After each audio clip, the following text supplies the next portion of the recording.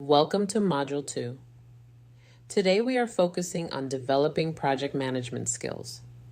Think of the project manager as the central figure who ensures that all the moving parts of a project come together harmoniously to achieve a successful outcome.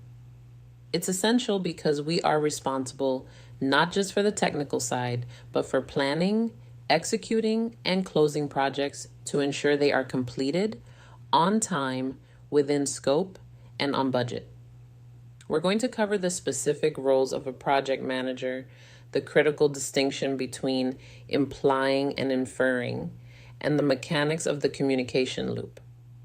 Finally, we will look at how to overcome noise to ensure our messages are received exactly as intended.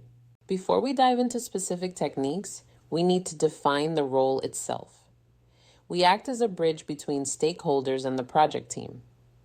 In this capacity, we manage resources, risks, and communication to deliver value.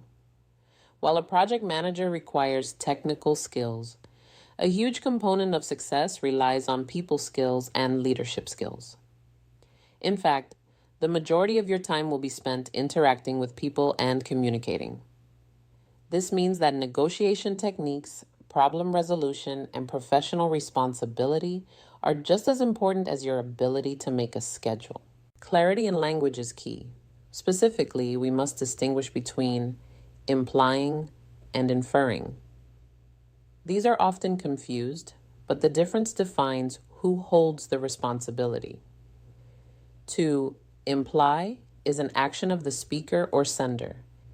It means to suggest, hint, or convey something without stating it explicitly. On the other hand, to infer is the action of the listener or receiver. It means to deduce, interpret, or assume meaning from what was said. As the quote suggests, whatever words we utter should be chosen with care, because language has a significant impact on others. We must be mindful and deliberate as our words can influence the team positively or negatively. Now, let's look at the communication structure itself. Communication is fundamentally an exchange of information where a sender directs a message to a receiver. These messages can be verbal, such as in one-on-one meetings or video calls, or they can be written, like reports and emails.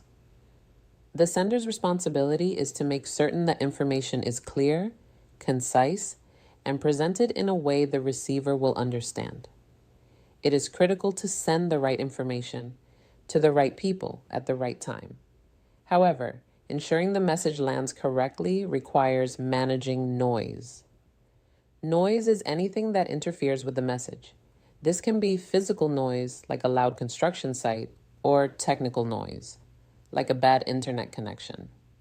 But it can also be psychological, semantic, or organizational noise. For example, cultural differences or emotional states can act as filters that distort how a message is decoded. So, what do receivers do? They are responsible for decoding the message, engaging actively, and providing a feedback loop. To be effective, we can follow these specific tips for communication. We should combine communication methods, following up a verbal conversation with a written summary, for instance. We must practice active listening and paraphrase what we heard to ensure accuracy. It is also vital to use proper email and voicemail etiquette and to ask pointed questions when things aren't clear. To wrap up Module 2, remember that effective project management is less about dictating tasks and more about managing the flow of information.